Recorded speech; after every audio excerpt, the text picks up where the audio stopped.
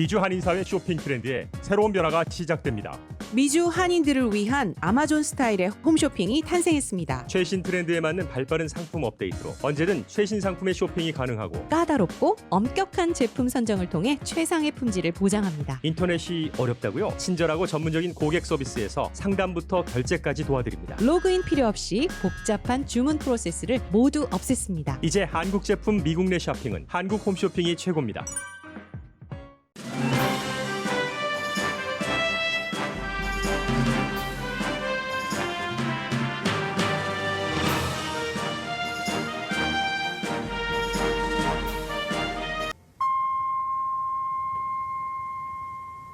새봄 새희망 라디오 서울이 함께합니다.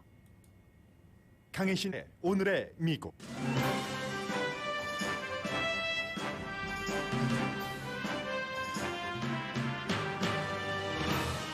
바이든 대통령의 취임 100일 동안의 국정 운영에 대한 국내외 반응이 나오고 있습니다. 국내에서 가장 중요한 4가지 이슈는 바이러스와 경제, 기후변화, 인종평등입니다. 유럽연합과 영국, 러시아와 중국, 사우스아프리카와 브라질 등 각 나라 지도자의 바이든 대통령에 대한 호불호가 엇갈립니다.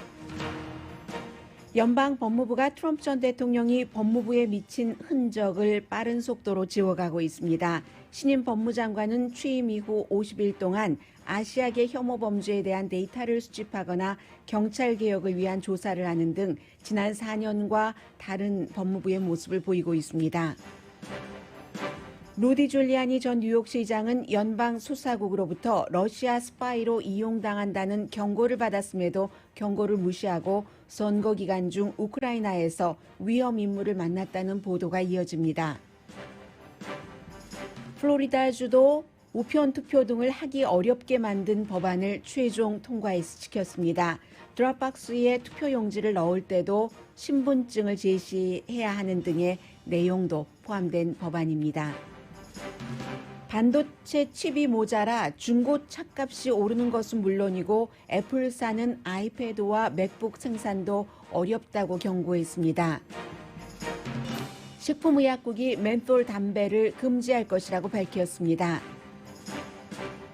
파룬궁과 연관이 있는 에포크타임즈의 가짜 뉴스가 위험 수위라고 영국 신문 가디언이 보도했습니다. 여러분 안녕하십니까? 오늘의 미국 강혜신입니다. 네, 지금 금요일입니다.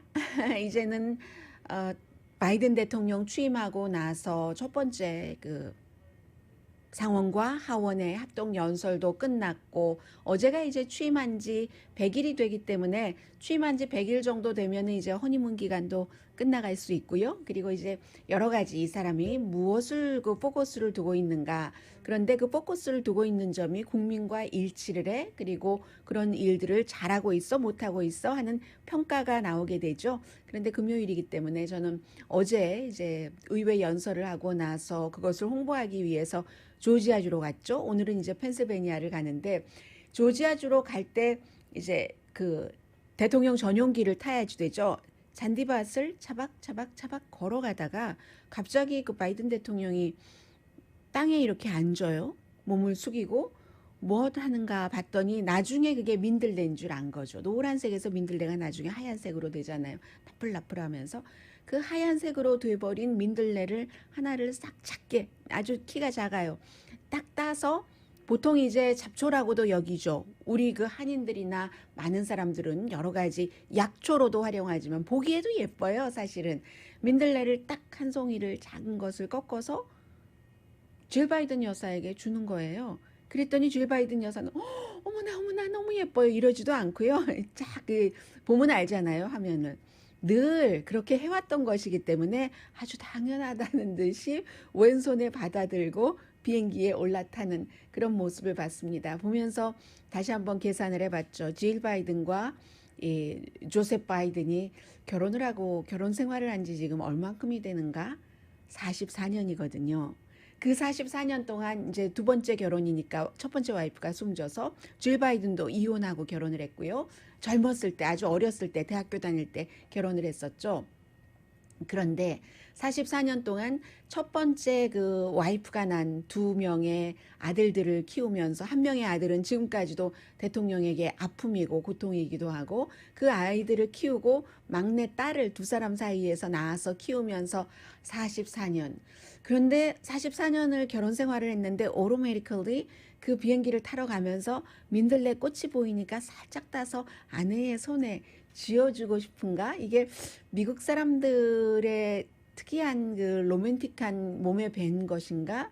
아니면 한국 남자분들 가운데서도 그런 분들이 계실까? 그런 생각을 해봤습니다. 제가 금요일이라서 맨 끝에 말씀드리려고 하다가 뭐 이제는 많은 것들이 미국에서 안정이 돼가고 있기 때문에 우리도 일상으로 돌아가서 감성이나 감정이나 이런 것들도 조금은 누리면서 사치스럽게 그러면서 생활을 했으면 좋겠다 하는 마음으로 제가 금요일 아침에 말씀을 드렸고요. 그렇게 해서 비행기를 타고 조지아주에 갔는데 가서 본인의 경기부양책이나 여러 가지 패밀리 플랜을 홍보시키기 전에 지미 카러 전 대통령 부부부터 만났습니다. 미국에서 가장 나이가 많은 살아있는 대통령이 지미 카러 96살이고 로살린 카터 여사도 93살입니다. 지미 카러 전 대통령의 모습은 어제 사진에서 볼 수가 없었어요. 사진에 그 모습을 나타내기 싫은 어떤 상황이 있었겠죠.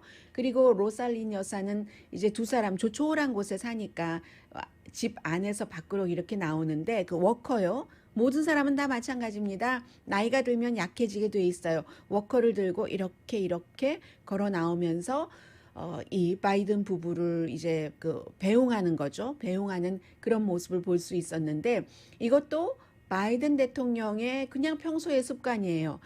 그 바이든 대통령이 대통령에 나가려고 할 때 민주당에서 별로 인기가 없었습니다. 그래서 사람들이 주저주저 하고 있는데 상원 의원 가운데서 제일 먼저 이 지미 카러 전 대통령을 후보였었을 때 공식 지지했었던 상원 의원이 이 바이든 당시 상원의원이었던 거예요. 그 사람은 그 당시에 지미 카러의 어떤 선거 캠페인 비디오를 보고 이 사람 정도면은 정말 괜찮겠다 해서 공식적으로 지지를 했다고 하니까 그때부터 그게 이제 76년도였으니까요. 몇십 년의 우정이에요.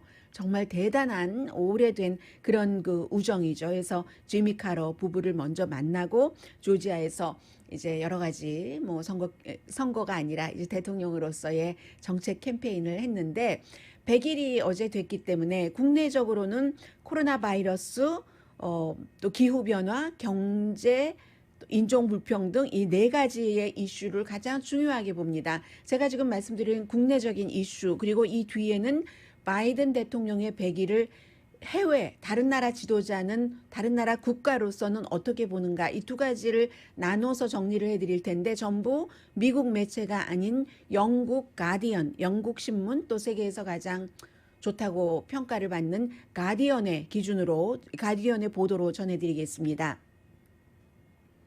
국내 이슈에 대해서 뭐 오늘의 미국을 들으시는 분들이라면 전부 꿰고 계시는 그런 내용이에요. 바이러스도 백신 문제가 나오는데 백신은 개발 부분에 있어서는 계속 이제 백신 개발했고 접종 성공했다라고 얘기할 때마다 그게 바이든이 한 것이냐 트럼프 전 대통령이나 되니까 이렇게 빨리 개발을 할 수 있다라고 수없이 얘기를 하는데 근데 그건 꼭 그렇지도 않습니다. 왜냐하면 미국만 트럼프 그 전 대통령이 며칠 전에 사람들은 잘 모르는 그런 사람과 인터뷰를 했는데 아는 사람은 알지만 우파 극우에서는 그래서 이제 인터뷰를 할 때도 10년 걸릴 것을 내가 열심히 해서 뭐 1년 걸렸다라고 얘기했는데 근데 미국만 그랬으면 말이 되잖아요. 미국만 그런 게 아니라 영국도 러시아도 중국도 미국과 앞서거니 뒤서거니 하면서 비슷한 시기에 백신을 개발을 했기 때문에 이것은 모든 국가가 다 절차를 좀 줄인 거죠. 임상실험을 300번을 해야지 될 걸 3번을 하고 끝냈다던가 뭐 이런 형태로요. 그래서 물론 트럼프 전 대통령이 초기에는 아무것도 아니다라고 얘기를 하고 또 본인은 정말 심각한 줄 알면서도 사람들에게 그것을 거짓말을 한 거잖아요. 밥 우드워드와의 인터뷰에서 시인을 했으니까 그런 점이 있었고 백신 개발했고 하지만 개발이 됐어도 여러 가지 그 정부에서부터 큰 정부에서부터 로컬까지 이게 시스템이 잘 돼야지 접종이 또 쉽게 좀 순조롭게 진행이 되죠. 그런 것은 뭐 또 잘한 건 잘한 거고 해서 기본적으로 지금은 이제 좀 잘했다 하는 것. 기후 변화의 문제는 존 케리라는 전 국무장관을 기후 변화 특사로 임명을 하고 지난주였던가요? 지지난주였던가요? 다 보셨습니다. 미국이 다시 주도를 해서 여러 가지를 일으키고 파리 기후조약에 다시 가입을 했고 경기 회복만 하더라도 어제다 말씀드렸죠. 뭐 1, 4분기 경기 그 국내 총생산이 그 전분기는 4.3% 증가였는데 6.4%였던가요? 네, 국내 총생산이 그 정도로 증가를 했고, 뭐 주식시장도 지금 뭐 75년 사이에 대통령 처음에 취임하고 이 기간 동안 최고라고 하고, 실업률 뭐 한 6% 정도고, 2월 달에도 뭐 새로운 일자리 뭐 거의 40만 개 만들어졌고, 3월 달에는 뭐 90만 개가 넘었고, 이 정도면 괜찮습니다. 인종평등에 대해서는 우리가 정의 실현이라는 꿈을 더 이상 미룰 수 없다. 이게 바이든 대통령의 마음입니다. 그래서 여러 가지 뭐 아시안에 대해서도 뭐 여러 가지 다 했잖아요. 또 상징적으로 중요한 것은 실제적으로도 중요하지만 원주민을 내무장관으로 했다는 이런 부분도 있고요. 그리고 코로나 바이러스 그 경기 구제안 이런 데서도 흑인 그 농부들을 많이 돕는 안 같은 것들이 포함이 돼 있습니다. 그 밖에도 뭐 데릭 쇼빈 뭐 이런 것을 대통령이 한 것은 아니지만 대통령 취임 이후에 분위기가 그렇고 돼서 이제 경관이 그 사람들이 세 가지를 다 유죄 판결을 받아 흑인을 그 목졸라서 숨지게 한 전 경관이요. 이런 일들도 미국에서 일어났고 뭐 그렇습니다. 그래서 대체적으로 괜찮은 편이에요. 다만 이민에 있어서 그 의회 연설을 할 때도 드리머를 받아들여야지 된다. 이 팬데믹 기간에도 우리가 이민자들이 필수 업종에서 일했기 때문에 헬스케어도 3분의 1 이상이잖아요. 그리고 뭐 마켓 같은 데서 일하시는 분들도 그렇고 굉장히 이민으로 인한 그 아주 성공하는 나라다라고 얘기를 했지만 국경 문제는 말하지 않았습니다. 그 부분이 가장 지금 바이든 행정부로서는 취약하다고 볼 수 있고요. 세계는 바이든의 취임 100일을 어떻게 보는가?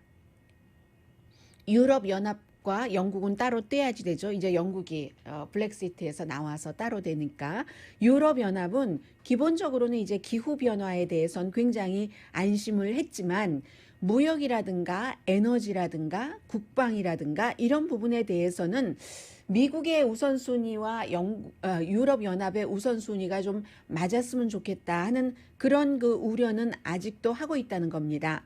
워싱턴의 유럽에 있어서의 주요 외교 정책 목표는 중국보다 유럽 국가들이 미국을 가깝게 해주기를 원하고 그러면서도 그 뭐 유럽 여러 군데서 러시아를 중심으로 해서 일어나는 위험에 대비하기 위해서 방위 분담금 내는 것을 너희들이 더 많이 내라 하는 것은 트럼프 대통령도 그랬지만 바이든 대통령도 결코 거기에 못지않게 계속 그 부분을 유지를 하고 있으니까는요.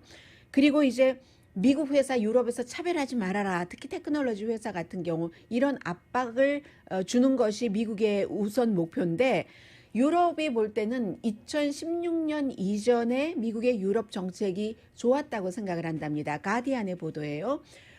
가디안이 뭐 각 그 지역마다 그 전문가를 통해서 이런 것들을 분석을 해놨고 저는 긴 기사를 짧게 여러분들께 요약을 해드리는 겁니다.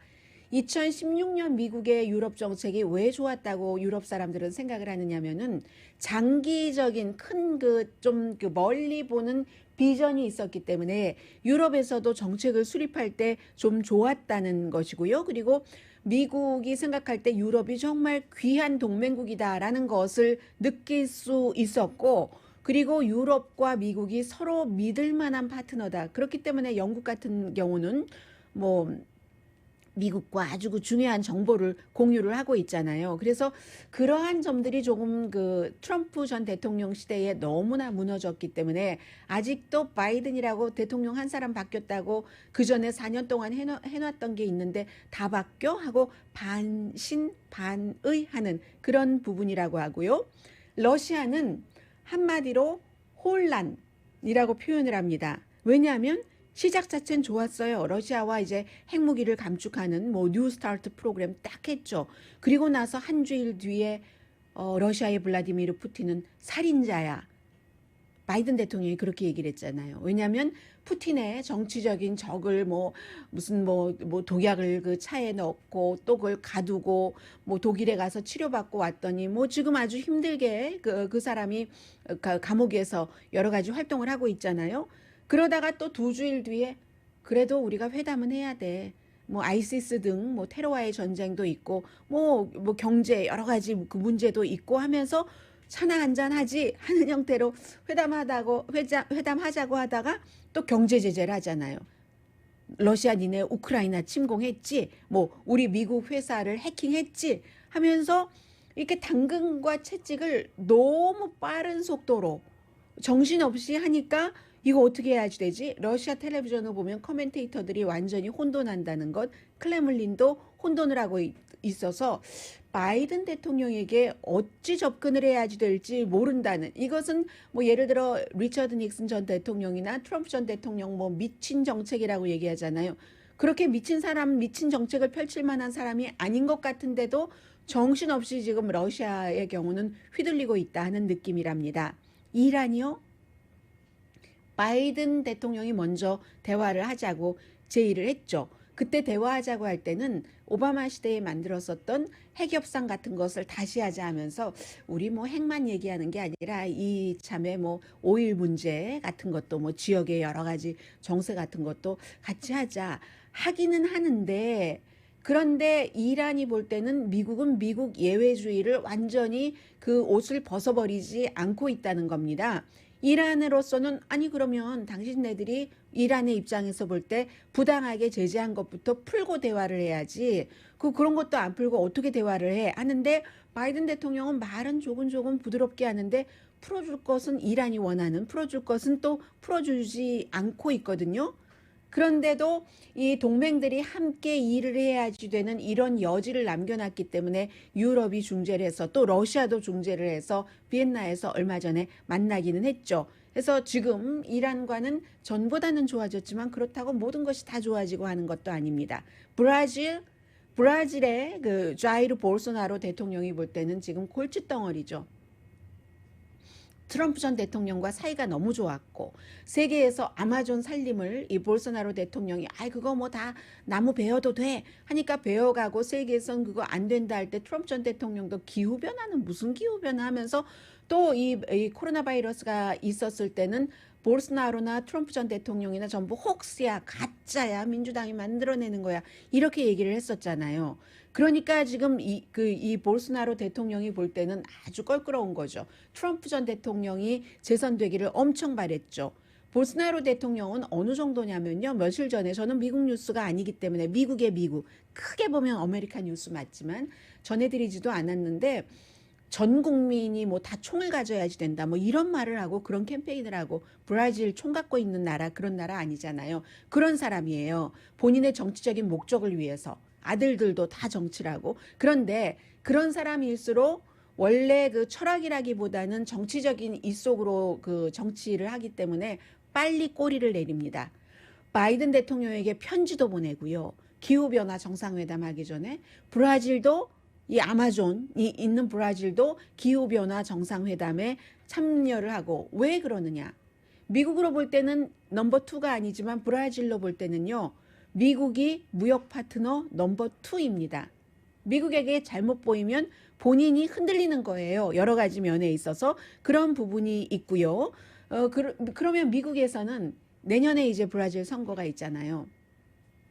볼소나로 현 대통령보다는 덜 극단주의적인 사람이 대통령이 되기를 원하고 있죠. 중국, 트럼프 시대의 양국 관계를 그 당시에는 원천적으로 우리가 다시 재평가를 해야지 되겠다 하면서 재평가를 시작을 했죠. 중국 엘리트들이 생각을 할 때는.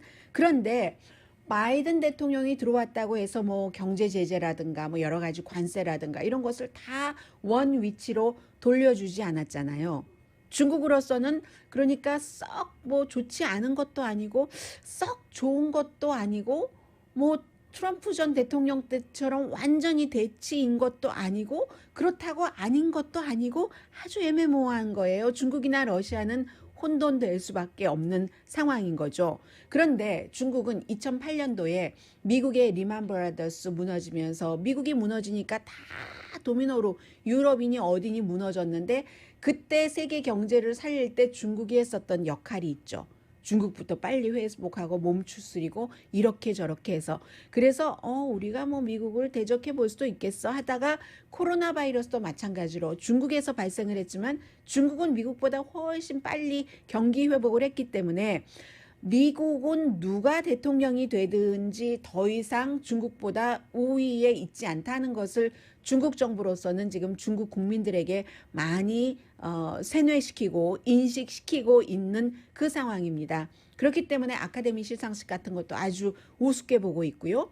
뭐 이런 나라가 지금 중국입니다. 입장이. 또 사우디아라비아.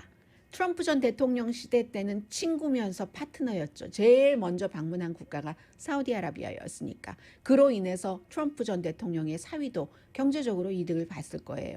트럼프 전 대통령은 계속 사우디아라비아에서 사업을 하고 싶어 했고 그런데 바이든 대통령이 들어와서 어쩌면 가장 확실하게 어려워진 나라가 사우디아라비아라고도 볼 수 있습니다. 모하메드 빈 살만 그 왕자가 자말 카쇼기라는 사우디아라비아 국적이지만 미국 영주권도 갖고 있는 워싱턴 포스트의 칼럼니스트를 살해한 사람이라고 확실하게 지목을 했고 왜냐하면 그 전에 미국의 모든 정보국에서 결론을 그렇게 내렸는데도 이 트럼프 전 대통령이 아니야 오냐 하고 보호를 해줬는데 바이든 대통령은 그것부터 얘기를 하고 그리고 아니 내가 왜 왕자를 상대하지?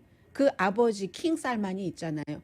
격이 안 맞아 라고 얘기를 했기 때문에 사우디아라비아로서는 굉장히 껄끄럽고 그리고 이란을 대하는 태도도 사우디가 이스라엘에 뭐 하고 싶은 일들이 있기 때문에 이것도 굉장히 껄끄럽습니다. 영국은 트럼프 시대에 미국의 그 가디언이 지적을 하기를 미국의 외교 정책은 두 가지였다고 얘기를 합니다.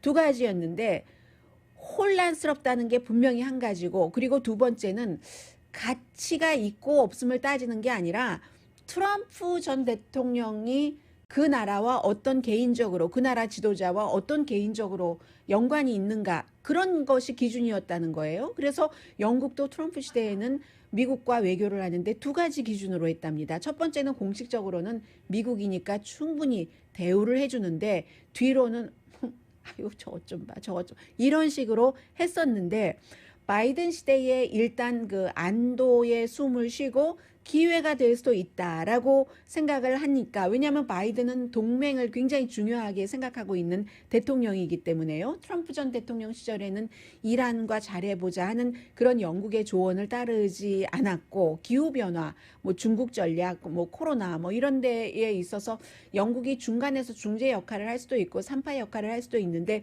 그런 것을 잘하지 못했는데 바이든 시대에는 하면서 그런 역할을 한다는 것은 그 지역에서 힘을 키운다는 거잖아요. 그래서 조금 이제 긍정적으로 보고 있고요. 그렇다고 긴장이 없는 건 아니죠. 무역 협상 남아있죠. 또 아프가니스탄에서 미군이 확 철군해버린 것은 영국으로서는 영국은 거기서 러시아도 이렇게 견제해야 되고 협조도 해야 되고 하는 지형상으로 그렇기 때문에 꼭 좋은 것만은 아니라는 거죠.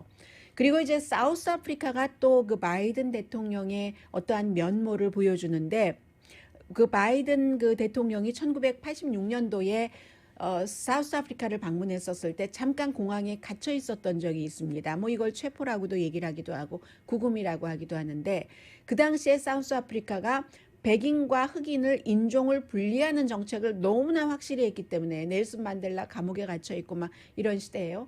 그래서 공항에 딱 내렸는데 같이 이제 뭐 마중 나온 사람도 있고 함께 일해야 되는 사람도 있고 하는데 공항에서부터 사우스 아프리카 정부가 이 바이든 당시에 이제 상원 의원에게 백인들만 통과하는 문으로 가라는 거예요. 미국에 예전에 있었던 그런 식으로 백인들만 통과하는 문으로 가라고 하고 같이 있는 흑인들은 다른 문으로 가야 된다는 거예요.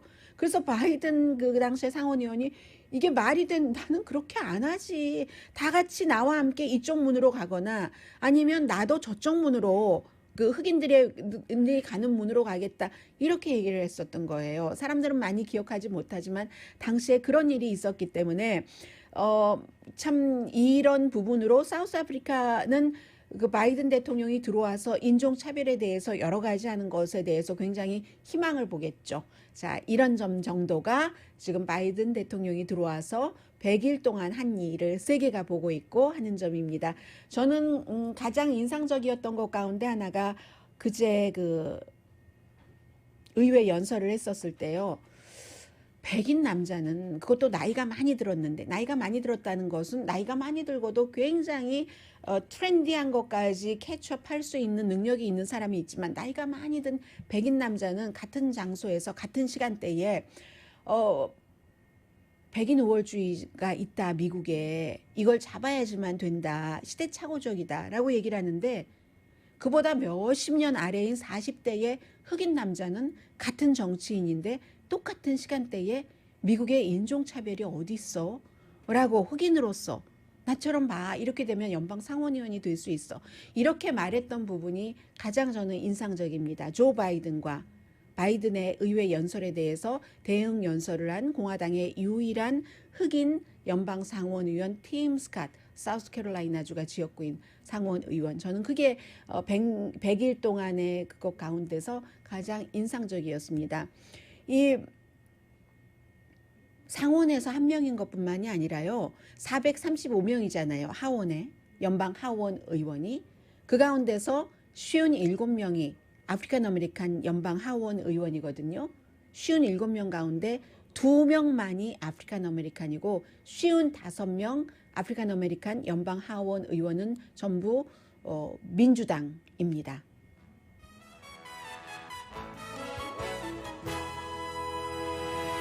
오늘의 미국은 전문가가 추천하는 이민법, 가정법 전문 제인정 종합법률사무소, 미주류 언론과 유명 인사들을 감동시킨 미주 판매 1위 카후나 마사지 체어, 한인 기업의 자랑 카후나 마사지 체어, 코지다운 갤럭시 거위털 이불은 잠이 솔솔 오게 하는 기능성 거위털 이불, 거위털 이불 전문회사 코지다운, 언제 어디서나 내 맘대로 골라보는 한국 TV, 한국 쌍방울이 만든 최고의 KF94 방역 마스크 트라이를 미주 최초로 출시한 한국 홈쇼핑 공동폰입니다. 잠시 뒤에 연방 법무부도 달라지고 있고요.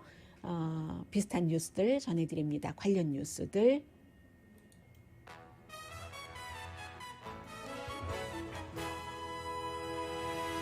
라디오 서울 방송 오늘의 미국 듣고 계십니다. 네, 미국의 그 연방 법무부는 참 중요하죠. 또 요즘처럼 이렇게 에이시안에 관한 혐오 범죄 같은 것이 많이 발생할 때는 그래서 메리 갈란드 연방 법무장관도 첫 번째 50일이 됐습니다.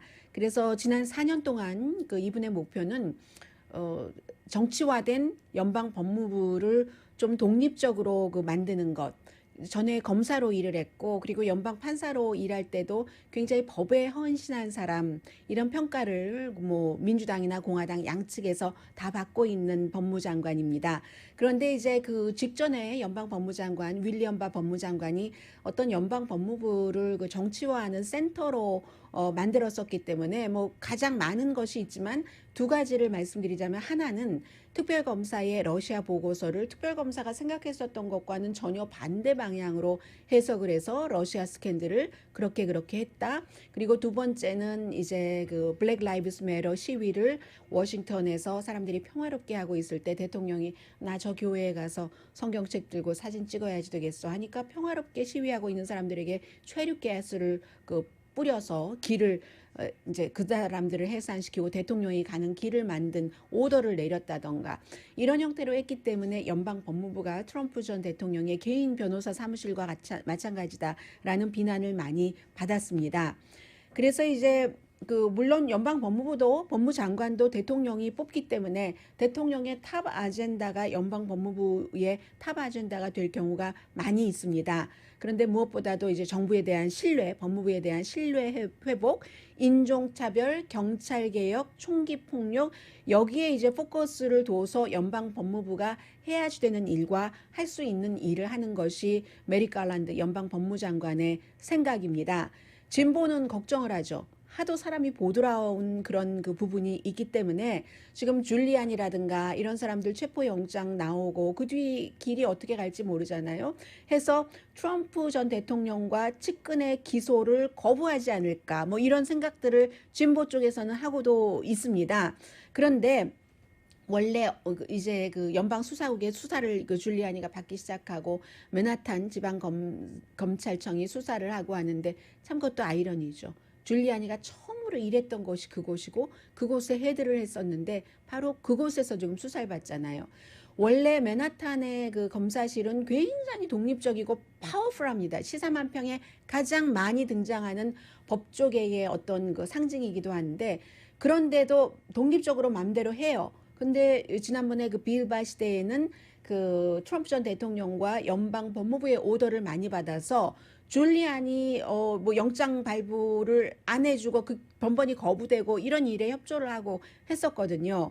그래서 이제 그런 부분들 그리고 어제 말씀드린 3명의 남자가 전 경관이었던 사람과 아들과 또 다른 남자가 좌깅하던 흑인 젊은 사람을 총으로 쏴서 숨지게 했을 때 연방 법무부에서 이것을 혐오범죄로 인종구 혐오범죄로 기소를 했다던가 그리고 또 하나는 1월 6일 의사당 침입 사건을 굉장히 지금 가장 중요하게 또 다른 법무부의 신뢰 회복과 함께 이것은 아니다라고 법무장관은 생각을 한답니다. 이 사람이 어떤 일을 맡았었냐면요. 여러분들 1995년도에 오클라호마 정부 청사 폭발 사건 그때는 그 같은 테러가 처음 있는 테러였었어요. 그래서 이제 그 사건을 맡았던 검사거든요. 현재 연방 법무장관이. 그러니 오클라호마 연방정부청사도 그랬는데 의사당? 이건 테러로 보는 거죠. 지금 현재 법무장관은. 그리고 이제 미니아폴리스라든가 켄터키 루이블 경찰국도 조지 플로이드라든가 다른 그 아프리칸 아메리칸을 경관에 의해서 숨지게 한 이것이 그 경찰국에서 늘 그런 일이 있기 때문에 경관들이 정말 그 넘된 게 아닌가 그런 일에 대해서 숨 좀 못 쉬다가도 뭐 이런 식으로 그런 것에 대해서 조사를 지금 수사죠 하기 시작하고 있고 그리고 아프리칸 아메리칸 혐오 범죄 데이터도 지금 구축을 해나가고 있습니다. 또 이런 것도 연방 법무부에서 해요. 트럼프 전 대통령 시대에 뭐 로스앤젤레스라든가 샌프란시스코, 뉴욕처럼 생츄어리 시리 도시는 다 도시 나름대로의 사연이 있습니다. 로스앤젤레스 같은 곳에 서류 비자 없으면 도시가 하루도 돌아갈 수가 없어요. 그러니까 다 그 사람들을 좀 세금도 내고 일하고 보호하고 하는데 그런 곳에는 트럼프 전 대통령이 연방기금 주지 못하게 했어요. 그 부분과 연관해서 그런 것들을 이제 풀어헤치는 작업도 연방법무부에서 하고요. 총기 규제에 대한 대통령의 행정명령도 지금 집행하고 있고 아무튼 가장 중요한 것은 정치화해서 딱 그 사슬을 끊는 건데 이것은 보여줄 수 있는 게 있죠. 현 대통령의 아들 헌터 바이든 우크라이나와 그 연관 문제를 이 재정 관계를 조사를 하고 있으니까 어떻게 결론을 내리는가 그 결론이 과연 깨끗했는가 그리고 존 드럼이라는 그 빌바가 임명한 전 법무장관이 임명한 특별검사를 해고하지 않았잖아요. 해고할 수 있거든요. 대통령이 법무장관도 해고할 수 있는데 해고하지 않았습니다. 이 사람도 계속 조사를 하고 있고 헌터 바이든은 분명히 뭐 경험이 없고 우크라이나 말도 모르고 하는데 한 달에 $50,000 정도 받는 그런 컨설팅을 했다는 것은 아버지의 후광 내지는 그늘이 있었다는 것은 거의 모든 사람이 인정을 합니다. 본인도 인정을 합니다. 내가 그러지 말았어야지 된다 하는데 그 전에도 이 사람이 뭐 존 케리 전 국무장관의 지금 기후변화 특별대사요. 아들과 학교를 좋은 학교 나오고 공부를 잘하고 했으니까는요.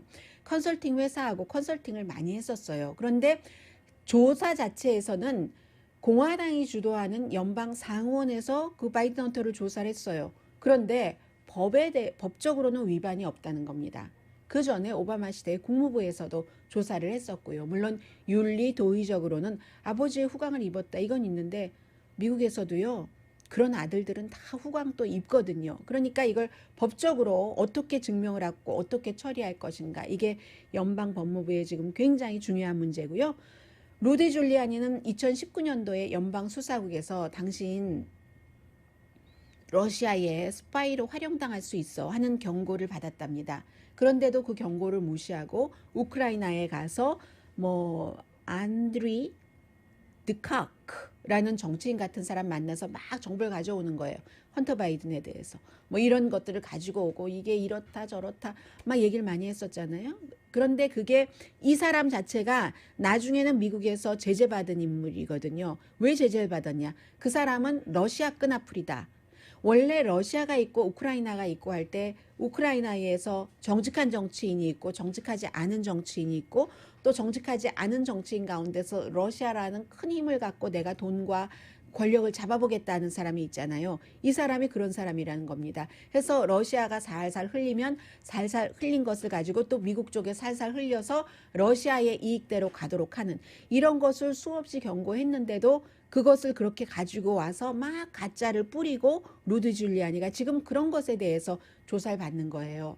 특히 우크라이나에서 루드 줄리아니가 대통령의 친구다, 대통령의 변호사다 하고 이거 해줘 저거 해줘 하면은 그 사람은 직업적인 외교관이었기 때문에 이름도 잊었네요. 마리 요바노비치라는 여성 외교관, 한 30년 이상 외교관을 했잖아요. 그런데 안 해준다고 또 루디가 대통령에게 저 사람 해고시켜요. 진짜 해고했잖아요. 해고하려고 하다가 어쨌든 다른 곳으로 그 자리에서 내려왔고 해고된 것이고 그래서 다른 곳으로 갔는데 그런 일들 과정을 지금 수사를 하는 겁니다. 지금 맨하탄에서 하고 있고요. 그래서 이제 이런 일들이 있고 그리고 다른 뉴스는 잠시 뒤에 전해드려야지 되겠네요.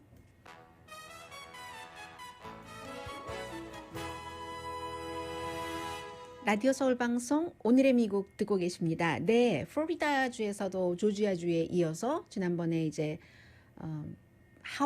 상원에서 먼저 통과시켰죠. 찬성 23대 반대 17. 투표하기 좀 힘들게 하는 그런 법안입니다. 그리고 하원에서는 하원 의원 숫자가 많으니까 찬성 77대 반대 40. 플로리다주가 공화당이 강하니까 당연히 이제 당파적으로 공화당이 통과시켰고 공화당의 주지사는 서명을 할 것이고요. 또 지금 플로리다주의 공화당 주지사가 2024년도에 뭐 가장 떠오르는 공화당의 샛별이 됐습니다. 트럼프 전 대통령도 딱 그 보고 있는 것 같고요. 해서 법 자체가 이제 플로리다주에 살고 계시는 분께나 뭐 자세히 필요한 것이지만 개념만 말씀드리자면 드롭박스에 어떤 식으로 투표용지를 작성을 해서 당일에 투표하지 않고 이 우편함 같은데 드롭박스에 넣을 때도 누군가 사람이 지키고 있으면서 신분증을 보라고 한다던가 처음에는 원래 드롭박스를 없애려고 했었어요. 플로리다주에서. 그랬더니 그건 좀 너무 심하다 해서 이렇게 했고 또 무당파 그룹은 유권자가 이제 당일날 투표를 하고 있을 때 플로리다주와 좀 비슷한 거예요. 150피트는 접근 금지다. 물도 못 주고 음식도 못 주고 피자 조각도 못 주고 한다는 그런 얘기입니다. 그리고 이제 뭐 여러 가지 어쨌든 부재자 투표와 그러니까 우편 투표와 그 드롭박스에 넣는 것을 힘들게 하는 이런 법안을 통과시켜서 이것은 뭐 플로리다와 조지아뿐만이 아니라 그 공화당이 강한 지역에서 전부 하고 있는 일이고 텍사스주에서는 그렇기 때문에 이걸 막으려고 하고 있고 왜냐하면 기본적으로 이게 뭐 어쩌다 부정선거를 하겠다고 해서 그런 뜻이겠어요. 미국이라는 나라가 민주주의고 민주주의는 옳건 그르건 다수결의 원칙에 따라서 그게 민주주의의 딜레마이기도 하고요. 다수결이라고 다 올바른 방향은 아니잖아요. 사실은. 그러나 민주주의가 원칙 자체가 다수결이기 때문에 그래서 다수결이 돼야지 될 때는 가장 먼저 있어야지 되는 조건이 많은 사람의 표본 조사가 필요한 거잖아요. 그래서 투표를 굉장히 중요하게 생각을 하는 이유에도 속하는데 그걸 어떻게 하든지 투표 숫자를 줄여보겠다. 왜요? 공화당은 원래 투표를 잘합니다. 민주당은 투표를 잘 못해요. 왜냐하면 여러 가지 조건이 맞지 않고 이민자도 있고 또 먹고 살 만한 사람들이 투표를 잘하는데 먹고 살 만한 사람들이 공화당에 더 많이 있는 그런 이유도 있고 해서 전국적인 추세고요. 3월 달에 미국 가정의 수입이 21% 늘어났다는 것은 상상하시는 그대로입니다. 연방정부에서 지원하는 돈이 많았고 다시 경제 오픈했으니까는요. 그런데 얼마 전에 이제 백악관에서 뭐 한국의 뭐 삼성도 가상 회의에 참여하고 있는데 반도체 칩이 굉장히 부족하잖아요. 그래서 포드 자동차, 폭스웨건 자동차 회사 중에서 모델을 아주 인기 있는 모델들을 못 만드는 것은 뭐 당연히 몇 개월 전부터 너무 심각했는데 이게 픽업 트럭이 그래서 중고차 값이 올라요. 평균 뭐 17,609달러라고 하는데 픽업 트럭은 몇 개월 전에 비교할 땐 너무 많이 올랐다고 하고 수요와 공급의 다이내믹 당장 금방 바뀌진 않을 것이라고 하는데 칩이 너무 부족하니까 포드의 베스트셀러인 뭐 Q2 생산이 50%나 지금 줄어들었고요. 트레이드인 어렵고 원래 타고 있는 거 가져가면 사주고 이제 새 것을 팔기 위해서 이것도 요즘 좀 어렵고 하니까 전체적으로 자동차 마켓이 조금 딜러에서는 불안하고요. 새 자동차 판매 예상보다 빨리 된다고 하고 애플도 반도체가 부족하니까 전체 공장을 부분적으로 닫는 곳도 있어요. 자동차 같은 경우는. 그런데 팬데믹 기간에 애플의 경우는 뭐 아이패드라든가 아니면 맥북이라든가 이런 것의 수요가 너무 많이 늘어났는데 도저히 하지를 못해요. 그래서 바이든 행정부의 그 정책이 나오는 겁니다. 예를 들어서 반도체 칩 같은 것이 대만이 굉장히 강하거든요. 대만이라든가 한국의 삼성이라든가 이런 몇몇 곳에서 꽉 쥐고 있으니까 그러니까 미국에서 이거 우리도 이 분야의 생산을 굉장히 투자를 많이 하고 외국 것을 받아 쓰는 것이 아니라 외국 투자하게 하지 말고 우리가 하자 하면서 그때까지는 삼성도 우리 많이 주세요. 대만도 우리 많이 주세요. 이렇게 지금 하고 있는 거죠. 그리고 회사들로 볼 때는 모든 일들은 자동차 회사나 애플이나 다 똑같이 생각합니다. 지금 팀 쿡도 그런 얘기를 했는데 결국은 문제는 해결된다. 수요가 줄어들거나 아니면 공급이 맞아져서 줄어들긴 하는데 그때까지 누가 잘 버티냐. 그냥 무조건 버티는 게 아니라 전략적으로 버티는 거죠. 어떤 때는 생산할 수 있어도 조금 놔두고 생산하고 뭐 이런 여러 가지 밀고 당기기를 잘 하면은 어차피 해결책은 생긴다 하는 얘기들도 하고 있고요.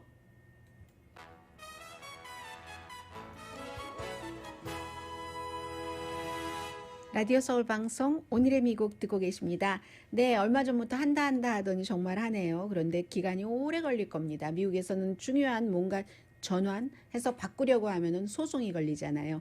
식품의약국이 멘톨 담배를 꼭 우리는 시킬 것이다. will이라고 얘기했는데 이게 왜 문제가 되냐면 흑인과 젊은이들에게 이 멘톨이 인기가 있기 때문입니다. 멘톨 담배 회사가 흑인 커뮤니티에서 뭐라고 얘기를 하냐면요. 흑인 커뮤니티에 굉장히 많은 홍보를 했다. 실제로 무슨 홍보하는 것을 보면은 그렇긴 하거든요. 그래서 멘톨 담배를 피우는 사람들이 흑인들은 85% 멘톨 담배를 피우고 백인들은 30%밖에 안 피운다는 거예요. 그렇기 때문에 멘톨이 중독성이 강하다고 하잖아요. 심장협회, 폐협회뿐만이 아니라 유색인종지위향상협의회가 그동안 계속 왜 멘톨 담배를 이거를 금지를 안 시켜? 라고 얘기를 하는 거죠. 왜냐하면 2000몇 년도였었죠. 2009년도에 향이 있는 담배는 금지시키면서 멘톨만 예외를 했잖아요. 이걸 할 것이다. 우린 반드시 할 것이다. 라고 얘기를 하고 있고요. 그리고 이제 모든 것들이 조금씩 정리가 되면서 잔재가 남아있을 수도 있고 하는 부분이 있는데 에포크 타임스라는 신문이 문제입니다. 세계 36개국의 언어가 한국어를 포함해서 중국어를 포함해서 영어 너무 많이 퍼져 있고 이게 파룬궁과 연관이 돼 있어서 파룬궁 하면은 지난 수십 년 동안 중국 정부와는 완전히 적이잖아요. 적인데 파룬궁의 이 최고 헤드가 스티브 배넌이라는 전 백악관의 수석 전략가와 함께 친하면서 그 사람이 하는 겁니다. 아주 정말 궁을 지어놓고 살아요. 뉴욕 부분에 궁을 지어놓고 살면서 이 에포크 타임스의 최종적인 결정은 이제 그 사람이 하는데 스티브 배넌과 친구 막 요트도 같이 타고 다니고 그래요. 엄청난 부자예요. 이 파룬궁 기체조 있잖아요. 또 무슨 파룬궁 예술 이런 거 많이 해요. 예전에 문선명 씨의 통일교처럼 리틀 엔젤스하고 하던 것처럼 많이 하거든요. 에포크 타임스를 중국을 반대하는 것으로 사용을 하면서 뿐만이 아니라 민주당에 대해서 거짓 뉴스, 특히 바이든 이런 사람에 대해서 거짓 뉴스를 너무너무 많이 뿌려오고 있기 때문에 음모론으로 성공을 했는데 텔레비전도 만들었어요. 하기 때문에 유튜브는 아예 어카운트를 없애기도 하고 또 돈은 어디서 나는지 비영리 재단으로 등록을 하고는 뭐 파룬군과 연관이 돼 있으니까 그렇게 하고는 페이스북에 광고를 뭐 1,100만 달러 이렇게 하고 자신들이 안 하는 것처럼 숨기고 하면서 큐아난과 관련된 음모론을 너무 많이 퍼뜨리기 때문에 그리고 이 코로나 바이러스 자체도 중국의 음모다, 생화학 어떤 그 전쟁이다라고 얘기를 했기 때문에 이렇게 가서는 안 된다는 기사가 지금 유럽 쪽에서는 많이 나오고 있습니다. 오늘의 미국은 제인정 종합법률사무소, 카후나 마사지 체어, 코지다운 한국TV, 한국 홈쇼핑 공동펀이었습니다. 10시에 좋은 아침 좋은 하루 방송되고요.